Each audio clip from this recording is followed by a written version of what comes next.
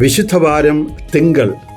തിരുവചനം: മറിയം വിലയേറിയതും ശുദ്ധവുമായ ഒരു കുപ്പി നർദീൻ സുഗന്ധതൈലമെടുത്ത് യേശുവിൻ്റെ പാദങ്ങൾ പൂശുകയും തൻ്റെ തലമുടി കൊണ്ട് അവൻ്റെ പാദങ്ങൾ തുടയ്ക്കുകയും ചെയ്തു.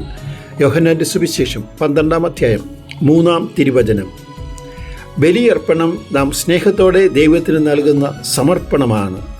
കൂടുതൽ സ്നേഹത്തോടെ നാം നൽകുമ്പോൾ കൂടുതൽ വിലപ്പെട്ട കാഴ്ചദ്രവ്യങ്ങൾ നാം ദൈവത്തിന് നൽകുന്നു. ആബേലും കായേനും ബലിയർപ്പിച്ചു. ആബേൽ താൻ ഏറ്റവും ഇഷ്ടപ്പെട്ട ആട്ടിൻകുഞ്ഞിനെയാണ് ദൈവത്തിന് ബലിയായി സമർപ്പിച്ചത്. ഈ സമർപ്പണം സ്വീകരിക്കപ്പെടുകയും ചെയ്തു.